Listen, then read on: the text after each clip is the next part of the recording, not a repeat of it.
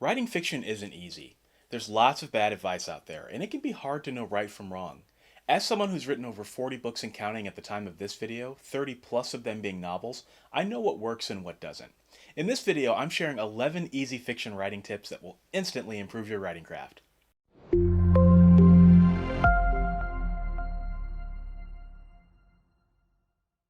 What's up, guys? My name is Michael Around with Author Level Up, giving you the best tools and strategies for writing better and faster and growing your influence with readers. If you're new here, don't forget to subscribe and click that little bell to get helpful writing videos every week. Now, I assume you're here because you want to write better stories.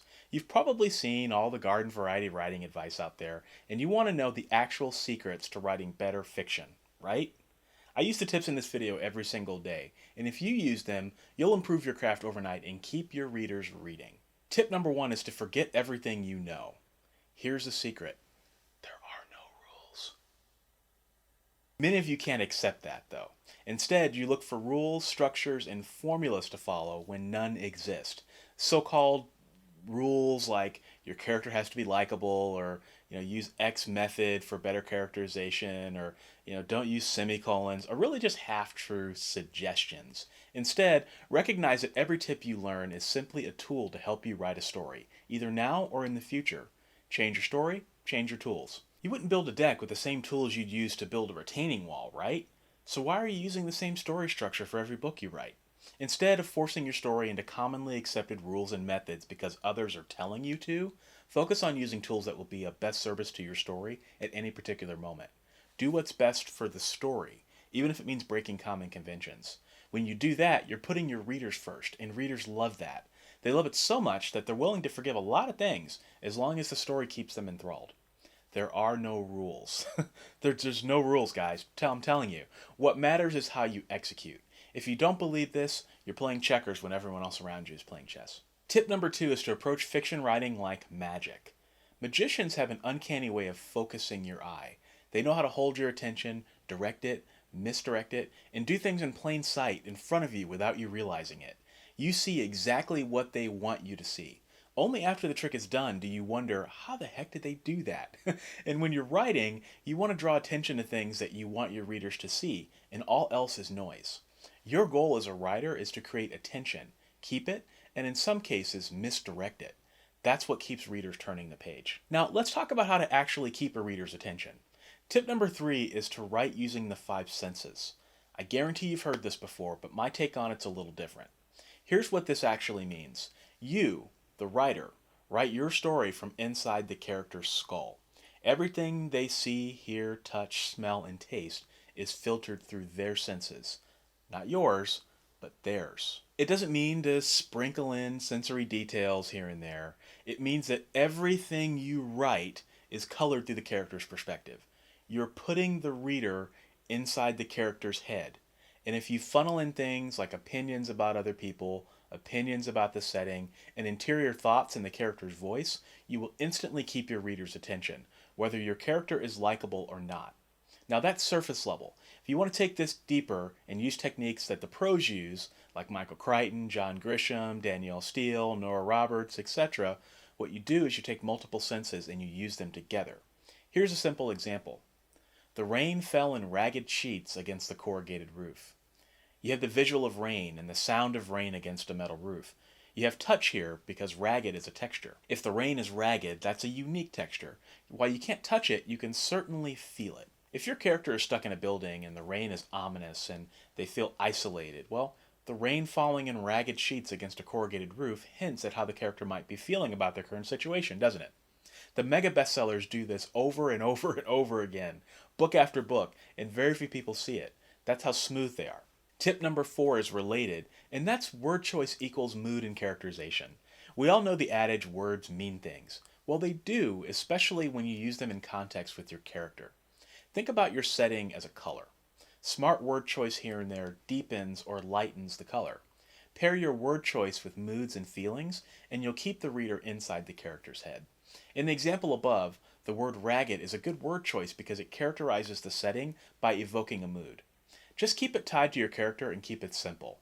Even in third person when you're describing something, always do it in the same manner that the character would themselves. even using the same words the character would themselves. Just don't dwell on this and, spend 2 weeks trying to find the right word for a paragraph. If you're doing that, you've missed the point. Combine this with the five senses and learn to do it well, and you'll be dangerous. Tip number 5 is to maintain consistency by keeping track of certain details as you write. For example, if chapter 1 starts in the morning and chapter 4 takes place at night, depending on the length of your chapters, you'll want to make sure that the passage of time is correct and consistent from chapter to chapter. If a character is wearing a blue sash in chapter 2, you'll want to make sure that sash is always blue, unless they change clothes. If your hero's hometown was flooded 30 years ago, you want every instance of the reference to the flood to be consistent.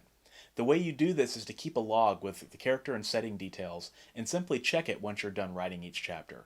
Just takes a couple of minutes. Another trick is to use the same words anytime you're describing clothes or a setting. That way you can easily find it later with find and replace. So, in the case of the flood, you would simply make sure that every time you reference it, or even allude to it, that you use the words flood and years. This will save you time later. After all, if you're going to spend the time to deepen your character and keep readers inside his or her head, you don't want to ruin the experience with inconsistent details. Tip number 6 is to study chapter endings. Pick up any of your favorite books written within the last few years and read the last few sentences of every chapter. If it's a modern book, you'll start to see a trend. The chapters probably end on a certain way, usually a cliffhanger. If you haven't done it, start copying that immediately. Copy the feel, dissect it, and find out why it works. Find out why it kept readers turning the page. Then replicate that feel in your own work. That's because cliffhanger chapters are one of the easiest ways to keep readers turning the page. I know, people say they don't like cliffhangers. I'm not talking about cliffhanger endings. I'm talking about cliffhanger endings to chapters. Totally different. We're taught how to study story openings all day long, but the way to keep attention is with your chapter endings.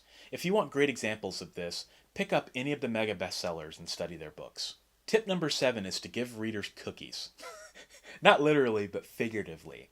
I borrowed the term reader cookies from Christine Catherine Rush, who used it on her blog once to describe little nuggets that you include in every chapter to keep readers turning the page. My approach to this is a little different than hers, though. This, my friends, is where tropes come in handy. If you put at least one reader cookie in every chapter, it adds that right amount of familiarity to an otherwise original story. For example, if your hero is a detective and he's walking cautiously through an inner city hood to find a witness to interview, readers would expect the place to be seedy, mysterious, and dangerous. You can give them what they want. You can make it seedy, mysterious, and dangerous, all filtered through the five senses of your character, of course. Or you can give them what they think they want, a mysterious hood, and then do something different. You make the neighborhood what they expect, but instead of a gangster, maybe the witness is a white guy in dreads who lives in the hood because it's cheap and he gets along with black people better than white people. Now that's different. Honestly, it doesn't really matter what you do, as long as you balance the act of keeping the story familiar while also doing it in a fresh way that maybe the reader hasn't seen before. Try to do something like this once every chapter if possible. It doesn't have to be big, just little things here and there, and they add up. Tip number 8 is about writer's block. Rough patches, saggy middles, murky middles, whatever you want to call them. Don't sweat them. I know that's easier said than done, but the next time you're suffering through your story, I want you to think ahead to when you've finished your novel. Your rough patches will be obvious to you. They will probably be obvious to your editor, and your editor will help you fix them. By the time the book reaches readers, your readers won't notice, not unless you have a bad editor. And years from now, after you've written some more books, when you look back on this book, you probably won't remember the rough patches either. Trust me on this. I'm just trying to give you guys some long-term perspective here. For this reason, don't agonize over rough patches in your book. Just keep charging through. It's temporary discomfort. Tip number 9 is something too many authors are scared to do, and that's experiment. Too many of you are scared of making a mistake, or making readers angry, or not executing on a trope. You let that stop you from making creative decisions about your work. Think about some of the most famous authors in history. Readers have consistently rewarded innovation, and they're willing to pay writers for it. You can't grow as a writer if you don't try new things, just like you can't grow as a reader unless you read more books. Writers think they have to write what everyone else is writing in order to sell books, and then they're blown away when someone comes along with a bestseller that subverts all the major tropes. And then they claim that the author got lucky. Again, it's not luck, it's because readers are willing to pay to reward innovation as long as you prove to them that 1, your book is the next book that they should buy, and 2, you can deliver on your promise. There's plenty of room on the market for your books. Be yourself and don't chase trends and fads unless you're truly passionate about them. Try something new every single time you sit down to write, whether it be a dialogue technique or a unique chapter opening, a different word, whatever. Experiment long enough and you'll start to find what works for you and you'll sharpen your writer voice. Tip number 10 is to divorce yourself from your work. You are not your book. I get it. It's easy to think that because you're pouring your heart and soul into your book, it's an extension of yourself. I have news for you. Every writer I know who's done that is no longer writing. Here's why. You pour your heart and soul into your book. Your editor tells you it's great. Beta readers tell you it's great. Friends and family cheer you on. You publish the book, and then crickets. No one buys it. It's soul crushing, right? After all, you just poured yourself onto the page and bore yourself naked to the world, and now the world has rejected you. Like I said, it's soul crushing. Many people never recover from this. In my opinion, it's far healthier to think of your book as merely a finished product. Either it sells or it doesn't. But it doesn't really matter to me because I'm well into the land of my next book before I ever find out. Make writing about the journey. Make it about delighting readers. Separate yourself from your books or you'll burn out. It's hard for writers to think about having fun with their work because we've been taught that our work is so important that we have to struggle over it, we have to suffer over it, we've got to starve over it, right? It's a bunch of crap. Which leads me to the final tip, which is have fun. Seriously guys, enjoy yourself. Now, I picked up this tip from Dean Wesley Smith, but I've adopted it and learned to live it in my own way. Think about it like this. You have the greatest profession in the history of the world. You get to lie for money, and you're the closest thing there is to a god. You create entire worlds and people. That's pretty cool if you think about it like that. And when you have fun with your writing, it's amazing how you don't have to worry about burnout. You also don't have to worry about bad reviews or haters. It's just you on a wild journey enjoying the writing process for the sake of the writing process, which in my opinion is writing in its purest and most engaging form. I'd love to hear from you guys on which of these tips resonated with you. Were they helpful? Let me know in the comments. That's it for this video. If this is your first time watching, I would love to have you subscribe. Every week I publish videos just like this one with writing advice to help you write better and grow your influence with readers. So thanks for watching and I'll see you in the next video.